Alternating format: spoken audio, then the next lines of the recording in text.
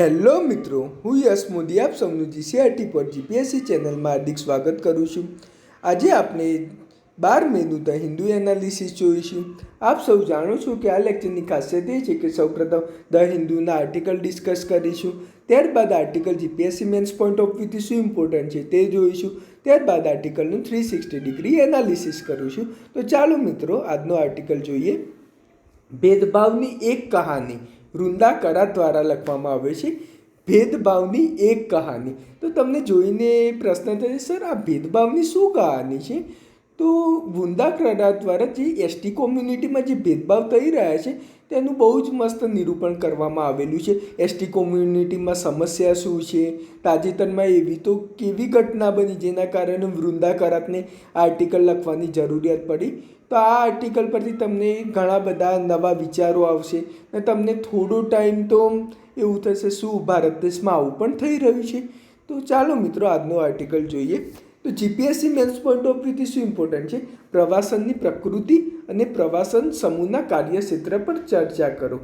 તો પ્રવાસનની પ્રકૃતિ, તો તમને ક્વેશ્ચન થશે સર પ્રવાસનની પ્રકૃતિ શું છે? તો પ્રવાસનની પ્રકૃતિ જુદી જુદી હોય છે। રાજ્ય વચ્ચે પ્રવાસન હોય, આંતરરાજ્ય વચ્ચે પ્રવાસન હોય, જુદા જુદા દેશો વચ્ચે થતું પ્રવાસન હોય છે, પછી મોસમી પ્રવાસન હોય છે। તે જુદી જુદી પ્રકૃતિ તેની ચર્ચા કરવાની છે ને પ્રવાસન સમૂહના કાર્યક્ષેત્ર પર ચર્ચા કરો। તો જે પ્રવાસી મજૂરો છે તો શેમાં કાર્ય કરતા હોય છે? તે કૃષિમાં કાર્ય કરતા હોય છે, પછી અમુક ફેક્ટરીમાં નોકરી કરતા હોય છે, તો તેના કાર્યક્ષેત્રનો ઉલ્લેખ કરવામાં છે, તેમના શું સમસ્યા જોવા મળે છે તેનો ઉલ્લેખ કરવાનો છે તમારે। હવે એસે એવા સપના જે ઊંઘવા નથી દેતા, બહુ જ મસ્ત એસે છે આ, તો આર્ટિકલ પરથી પૂછાઈ શકે છે એવા સપના જે તમને ઊંઘવા નથી દેતા। તો તમને ક્વેશ્ચન રહેશે આનો મિનિંગ શું થાય? તો એવી ઘટના જે તમને ઊંઘવા નથી દેતી, જે તમને ખૂબ જ આમ એ ઘટના જોઈને તમારા દિલમાં ખૂબ જ દુઃખ થતું હોય, તો તેવી ઘટના વિશે લખવાનું છે। તો મિત્રો હું તમને આગળ આર્ટિકલમાં સમજાવીશ તો કેવી રીતે લખી શકાય। તો પ્રમુખ તથ્ય, તો 16 શ્રમિકો ટ્રેન નીચે આવીને મૃત્યુ થયું।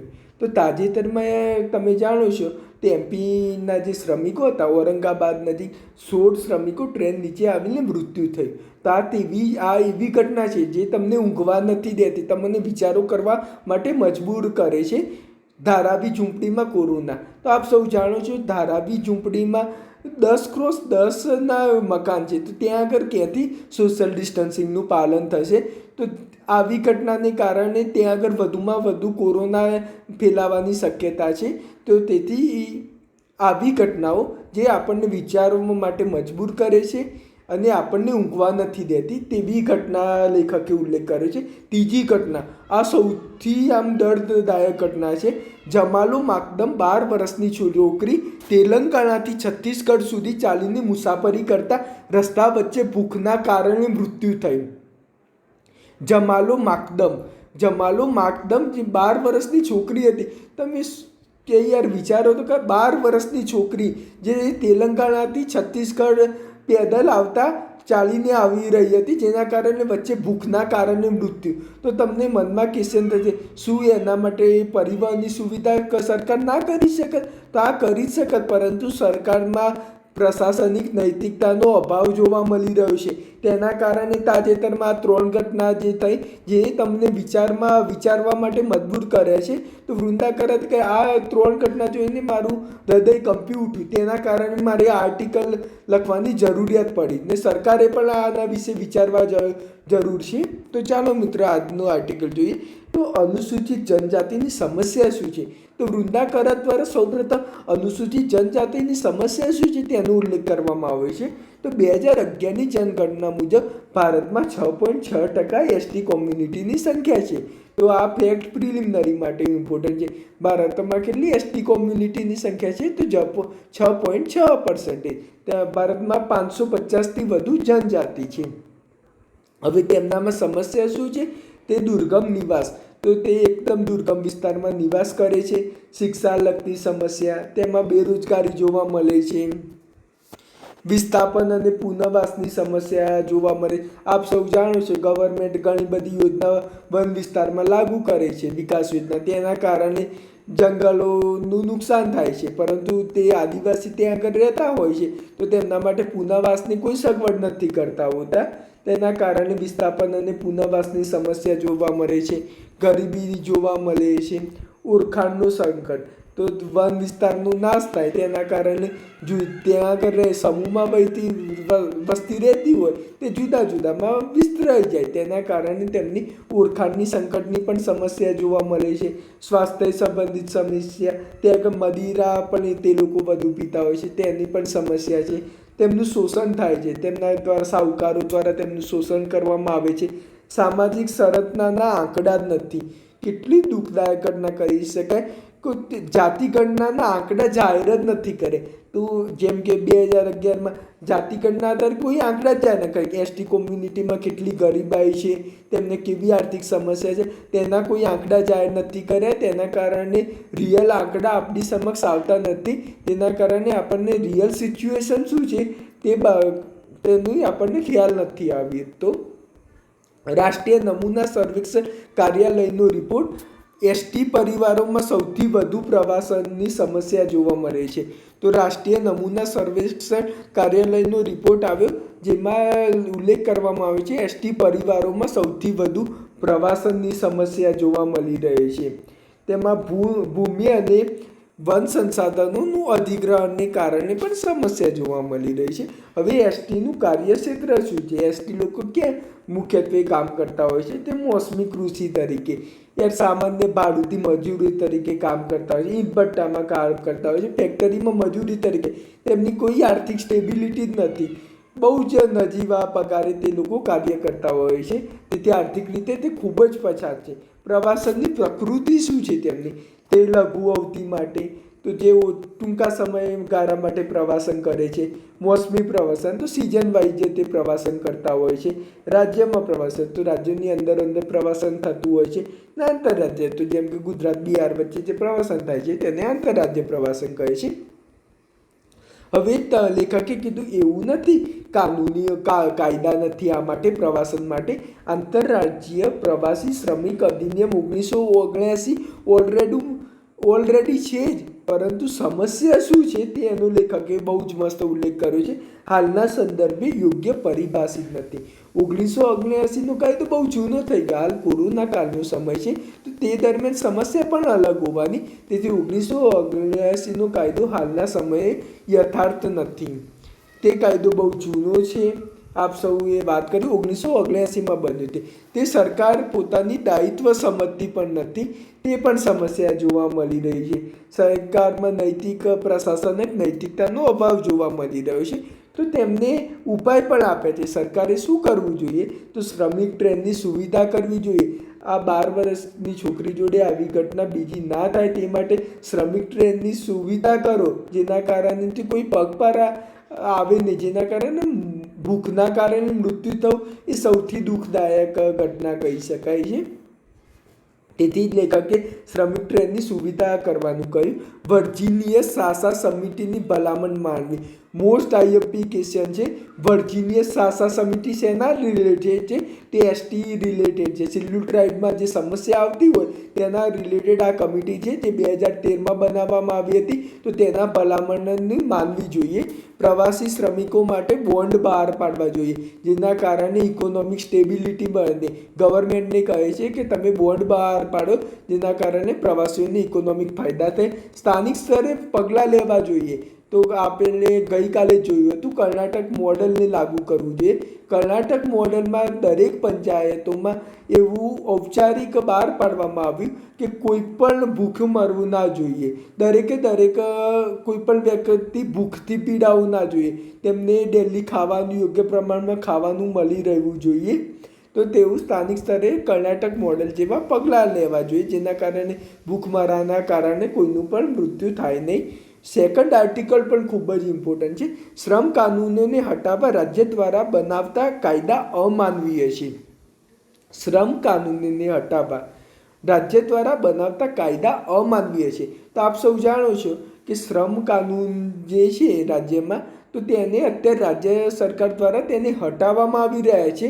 તે અમાનવીય છે. લેખકનું કહેવું છે તાજેતરમાં રાજ્ય સરકાર દ્વારા શ્રમ કાનૂન રિલેટેડ જે પગલાં લેવામાં આવે છે અમાનવીય છે અને અસંવૈધાનિક છે. તેમણે પ્રૂફ કરીને બતાવ્યું છે. ખૂબ જ ઇમ્પોર્ટન્ટ આર્ટિકલ છે. તો જીપીએસસી મેન્સમાં કેવી રીતે આર્ટિકલ પૂછાઈ શકે? COVID-19 દ્વારા રાજ્યો દ્વારા ઉઠાવેલા પગલાં અસંવૈધાનિક છે તે ચર્ચા કરો. તો રાજ્ય દ્વારા તે તાજેતરમાં પગલાં લેવામાં આવે છે તે અસંવૈધાનિક છે, તેની ચર્ચા કરવાની છે. તો પ્રમુખ તથ્ય, તો કામના કલાક વધાર્યા અને મજદૂરી દરમાં ઘટાડો કર્યો. તો રાજ્ય સરકારે શું કર્યું? શ્રમિકોના કામના દરમાં તો કામના કલાકમાં તો વધારો દરમાં, પરંતુ મજદૂરી દરમાં ઘટાડ્યો. તેથી તેના કારણે શ્રમિકોનું શોષણ થશે. આર્ટિકલ 17, આર્ટિકલ 23 અને આર્ટિકલ 24નું ઉલ્લંઘન થશે. તો આપ સૌ જાણો છો તો આર્ટિકલ 23 વેટ પ્રથા માટેનું છે. વેટ પ્રથાનું મિનિંગ, તમે શ્રમિકોને ઓછા વેતન આપીને બહુ કામ ના કરાવી શકે, તેમનું વેટ ના કરી શકો. તો તેના કારણે જે આપણા આર્ટિકલ 17, 23, 24 જે વ્યક્તિને મૂળભૂત અધિકારો પ્રાપ્ત થયા છે, આના કારણે મૂળભૂત અધિકારોનું હનન થઈ રહ્યું છે. તેથી આ પગલાં સંવૈધાનિક નથી તેવું લેખકનું કહેવું છે. તો તેમને આ બધી ઉચ્ચક વાતો નથી કરી. તેમના ભવિષ્યના ભૂતકાળમાં એક કેસની પણ તેમને વાત કરેલી છે. People Union Democratic Right versus Union of India 1982. આ કેસ જ્યારે શ્રમિકોની વાત કરવામાં આવે, છાપી જ દેવાનો, જેનાથી તમને એકથી વધુ માર્ક્સનો ફાયદો થશે. તો કોઈપણ પરિસ્થિતિમાં મજૂરોના અધિકારોનું ઉલ્લંઘન થવું જોઈએ નહીં. તો આ કેસમાં એવો ઉલ્લેખ કરવામાં આવ્યો હતો કે કોઈપણ પરિસ્થિતિ હોય, ભલે ને COVID-19ની ઘટના હોય, પરંતુ મજૂરોના અધિકારોનું કોઈપણ સંભવે તેમનું ઉલ્લંઘન થવું જ ના જોઈએ. મજૂરોને અધિકાર જે પ્રાપ્ત છે તેમને મળતા જ રહેવા જોઈએ. તે આર્ટિકલ આ કેસમાં ઉલ્લેખ કરવામાં આવ્યો હતો. તત્કાલીન રાજ્ય સરકાર દ્વારા એવા તો શું પગલાં લેવામાં આવે? તો હિમાચલ પ્રદેશ, રાજસ્થાન અને પંજાબ રાજ્ય દ્વારા દૈનિક કાર્ય 8 કલાકથી 12 કલાક કરવામાં આવ્યું. આપ સૌ જાણો છો પહેલાં 8 કલાક હતું, તેને 12 કલાક કરી નાખ્યું. તેના કારણે શ્રમિકોનું શોષણ થવાનું છે ભવિષ્યમાં. ગુજરાત સરકાર દ્વારા ઓવરટાઈમમાં કોઈ મજૂરી જ નહીં. તમે 8 કલાકમાં 12 કલાક કરો, 4 કલાક ઓવરટાઈમ કરો, તેનો 1 રૂપિયો પણ તમને શ્રમિકોને મળશે નહીં. હરિયાણામાં 12 કલાકની પણ જોગવાઈ કરવામાં આવી છે, 8 કલાકથી વધારીને. યુપીમાં તો 3 વર્ષ માટે શ્રમિક કાનૂન લાગુ જ નહીં, છૂટ આપી દીધેલી છે. તેના કારણે આ બધા રાજ્ય સરકાર દ્વારા પગલાં લીધે છે, જેના કારણે આર્ટિકલ 17, આર્ટિકલ 23 અને આર્ટિકલ 24નું ઉલ્લંઘન થઈ રહ્યું છે. લેખકનું કહેવું છે તેને કારણે આ અસંવૈધાનિક છે આ પગલાં. તો લેખકે ઐતિહાસિક દ્રષ્ટિકોણ જેમાં મજૂરીની વાત કરી છે તેના એક્ઝામ્પલ પણ આપ્યા છે. આ કોઈ બુકમાં જાણવા નહીં મળે. તો 1931માં કરાચી અધિવેશનમાં નાગરિક અધિકારને સમતુલ્ય શ્રમ અધિકારને રાખવામાં આવ્યું. નાગરિક અધિકારને સમતુલ્ય શ્રમ અધિકારને પણ રાખવામાં ઉલ્લેખ કરવામાં આવ્યો છે. તો નાગરિક અધિકાર જેટલું જ શ્રમ અધિકારનું મહત્ત્વ છે. રાજનૈતિક સ્વતંત્રતાની સાથે આર્થિક સ્વતંત્રતાનો સમાવેશ કરવામાં આવ્યો હતો. તો તેમણે કહ્યું હતું આવું 1929 કરાચી અધિવેશનમાં પણ ઉલ્લેખ કરવામાં આવ્યો છે. તો તમે આ રીતના પગલાં ના લઈ શકો. હવે રાજ્ય સરકાર શું કરે છે? અધ્યાદેશ લાવે છે, જેના કારણે પરામર્શની કઠોર પ્રક્રિયા, સંસદીય સમિતિની જાણ અને સદનની ચર્ચા પ્રક્રિયામાં તો મુક્તિ મળે છે. તો તમને ક્વેશ્ચન થાય છે સર અધ્યાદેશ એટલે શું? તો જે ઓલ્ડ સ્ટુડન્ટ હોય એને તો ખ્યાલ જ છે વટ હુકમ શું છે. તો જ્યારે વિધાનસભા ચાલતી ના હોય ત્યારે આર્ટિકલ 123 અંતર્ગત સંસદ અધ્યાદેશ રાષ્ટ્રપતિ દ્વારા અધ્યાદેશ બહાર પાડવામાં આવે છે, જેના કારણે ડાયરેક્ટ કાયદાનું અમલીકરણ થઈ જાય છે. ને બીજું આર્ટિકલ 213 અંતર્ગત રાજ્યપાલ અધ્યાદેશ બહાર પાડી શકે છે, જેના કારણે ડાયરેક્ટ કાયદાનું અમલીકરણ થઈ શકે. તો લેખકનું કહ્યું છે આ અધ્યાદેશ જે બહાર પાડે છે તેના કારણે શ્રમિકોનું નુકસાન થાય છે. તો તેમને બહુ જ મસ્ત ડાયાગ્રામ દ્વારા બતાવ્યું છે. જો શ્રમિકો દ્વારા અધ્યાદેશના કારણે શું થાય છે? ડાયરેક્ટ કાયદાનું અમલીકરણ થશે. તો આમ તો આપ સૌ જાણો છો જે વિધાનસભામાં આમ કેવું કાયદાની પ્રોપર પ્રક્રિયા હોય છે. વિધાનસભામાં કાયદો રજૂ થાય, પક્ષ વિપક્ષના લોકો તેના ઉપર ચર્ચા કરે, પછી પરામર્શની ઘટના થાય, સંસદીય સમિતિ પણ જોવે આ કાયદો યોગ્ય છે કે નહીં, શું શું ધારા કરવા જોઈએ, તે બધી ઘટના થતી જ નથી. અત્યારે ડાયરેક્ટ અધ્યાદેશ બહાર પડ્યો ને ડાયરેક્ટ અમલીકરણ, જેના કારણે શ્રમિકોનું હિતને નુકસાન થાય છે. તો પ્રોપર વે શું હોવું જોઈએ તે આ ડાયાગ્રામ દ્વારા બતાવે છે. વિધાયકી દ્વારા કાયદો બનાવવામાં આવે જેમાં સાર્વજનિક પરામર્શની કઠોર પ્રક્રિયા થવી જોઈએ, સંસદીય સમિતિ દ્વારા જાંચ થવી જોઈએ ને સદનમાં ચર્ચા થવી જોઈએ. વિપક્ષે મુદ્દા ઉઠાવવા જરૂરી છે કે આ કાયદામાં શું ખામી છે, જેના કારણે શ્રમિકો માટે યોગ્ય કાયદો બની શકે. ને પછી આ બની જાય પછી આ કાયદો મીડિયા સામે રજૂ કરવામાં આવતો હોય છે. તો મીડિયા લોકોને આ કાયદા વિશે માહિતી આપતી હોય છે. આ કારણે મીડિયા બી તે કાયદાના શું પક્ષ છે વિપક્ષ છે તે દર્શાવતી હોય છે, જેના કારણે પબ્લિકમાં તેના વિશે જાગૃતતા આવે, જેના કારણે એક જનમત ઊભો થાય, જેના કારણે જો અમાનવીય કાયદા હોય તો તે લોકો સ્વીકારશે જ નહીં. કે લોકોને ખ્યાલ આવી જશે આ શ્રમિકો માટે જે કાયદા બનાવવામાં આવે છે તે અમાનવીય છે. તો તેના કારણે એક વ્યાપક જનમત ઊભો થશે ને જેના કારણે હેલ્ધી ડેમોક્રેસીની રચના થશે.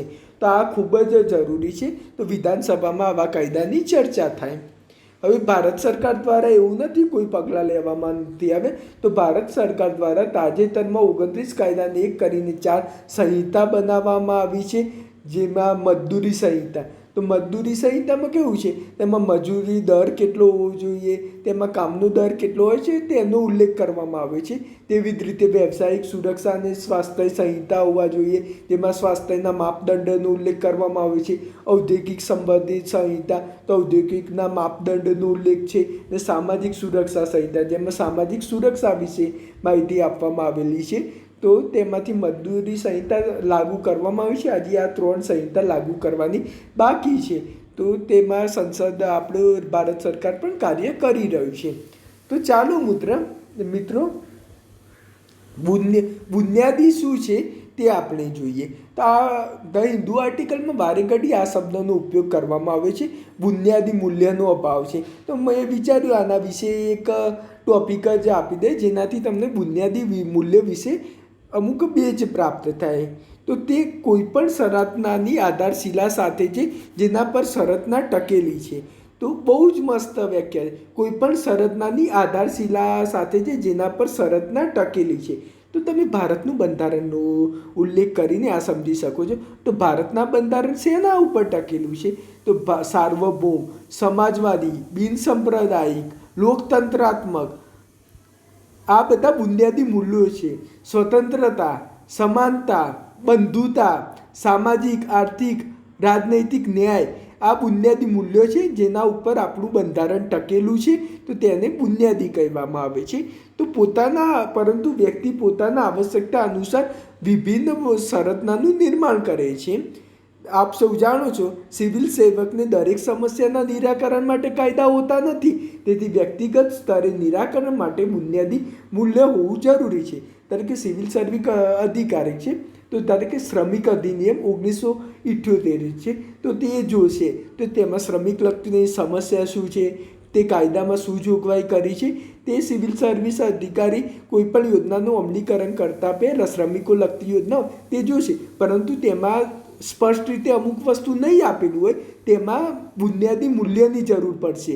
તે વખતે સિવિલ સર્વિસ અધિકારીને પોતાની જાતે નિર્ણય લેવા પડતા હોય છે. તે સમયે સંવેદનશીલતાની જરૂર છે. જે આગળના જેટલા પણ આર્ટિકલ જુએ તેમાં એવું જ હતું કે પ્રશાસનમાં નૈતિકતાનો અભાવ છે. તો પ્રશાસનમાં નૈતિકતાનો અભાવ છે. તો આ નૈતિકતાનો અભાવ કેમ છે, તેમાં પ્રશાસનમાં હાલ બુનિયાદી મૂલ્યોનો અભાવ છે. તો બુનિયાદી મૂલ્યો પ્રશાસનમાં શું હોવા જોઈએ, તો ઉત્તરદાયિત્વ હોવી જોઈએ, જવાબદેહી હોવી જોઈએ, સંવેદનશીલતાનો ગુણ હોવો જોઈએ, કરુણા હોવી જોઈએ, દરેક નિર્ણયમાં વસ્તુનિષ્ઠતા હોવી જોઈએ, ઇમોશનલ ઇન્ટેલિજન્સ હોવી જોઈએ, બુદ્ધિમત્તા હોવી જોઈએ. ત્યારે આ બેઝિક ગુણો છે પ્રશાસનમાં, ત્યારે જ એક હેલ્ધી ડેમોક્રેસીનું નિર્માણ થશે. તો બુનિયાદી મૂલ્યની સ્થાપના કેવી રીતે થાય છે, તો સામાજિકરણ દ્વારા. તો પરિવાર, સમાજ, શિક્ષણ સંસ્થા, ધાર્મિક સમૂહ મહત્વપૂર્ણ છે. તો પરિવાર દ્વારા સંસ્કારનું સિંચન થતું હોય છે. આપ સૌ જાણો છો, જેમ કે ધાર્મિક તો જૈન ધર્મ લોકો અહિંસામાં માનતા હોય છે, તેના કારણે તે સંસ્કાર દ્વારા જ બુનિયાદી મૂલ્યનું નિર્માણ થતું હોય છે. સામાજિક સુધારાની આંદોલન દ્વારા કુરીત્યા દૂર કરીને નવા મૂલ્યની સ્થાપના થતી હોય છે. જેમ કે તમે ફ્રાન્સ ક્રાંતિનું લઈ શકો એક્ઝામ્પલ. તે પછી સમાનતા, સ્વતંત્રતા અને બંધુતા જેવા મૂલ્યોની સ્થાપના થઈ. પછી સંવૈધાનિક મૂલ્ય અને આચરણ સંહિતા. તો સંવિધાનમાં પણ બુનિયાદી મૂલ્યોનું આધારશિલા આપે છે. જેમ કે આર્ટિકલ 15 અંતર્ગત નિષ્પક્ષતાનું બુનિયાદી મૂલ્ય છે. તેમાં કોઈ પણ ધર્મ, જાતિ આધારે ભેદભાવ કરવામાં નહીં આવે. તો સંવૈધાનિક મૂલ્ય અને આચરણ સંહિતા દ્વારા પણ બુનિયાદી મૂલ્ય આપણે લાગુ કરી શકીએ છીએ. ને પ્રશિક્ષણના માધ્યમ દ્વારા આ બહુ જ ઇમ્પોર્ટન્ટ છે કે સિવિલ સર્વિસ અધિકારી હોય તેમને પ્રશિક્ષણ આપવામાં આવે છે ઉત્તરાખંડના મૈસૂરીમાં, જેમાં શિષ્ટાચાર, અનુશાસન, નિષ્પક્ષતા ગુણો ડેવલપ કરાવવામાં આવે છે. ને આપ સૌ જાણો છો, આપણા પોલીસ અધિકારી હોય તેમને કરાઈમાં ટ્રેનિંગ આપવામાં આવે છે, જેના કારણે તેમનામાં તે લગતા ગુણોનો વિકાસ થાય. તો ચાલો મિત્રો, આ લેક્ચર તમને ગમ્યું હોય તો લાઈક કરજો, કોમેન્ટ કરજો અને આ ચેનલને સબસ્ક્રાઈબ કરજો. આપ સૌ જાણો છો, ગુજરાતની એકમાત્ર ચેનલ છે જે જીપીએસસી પ્રિલિમિનરી સાથે જીપીએસસી મેન્સની પેરેલલમાં તૈયારી કરે છે. તેથી આ તમને જીપીએસસી મેન્સ પોઈન્ટ ઓફ વ્યૂથી ખૂબ જ ઇમ્પોર્ટન્ટ લેક્ચર બનશે. જો તમે ડેલી જોશો આ લેક્ચર તો તમારે 30થી 35 માર્ક્સ વેલ્યુ એડિશન થશે, જે તમને એક્ઝામ પાસ કરાવવા માટે ખૂબ જ ઇમ્પોર્ટન્ટ બનશે. તો આ લેક્ચરને વધુમાં વધુ લાઈક કરો, કોમેન્ટ કરો અને સબસ્ક્રાઈબ કરો, જેનાથી અમને મોટિવેશન પ્રાપ્ત થાય. તો જય હિન્દ, જય ભારત. કાલે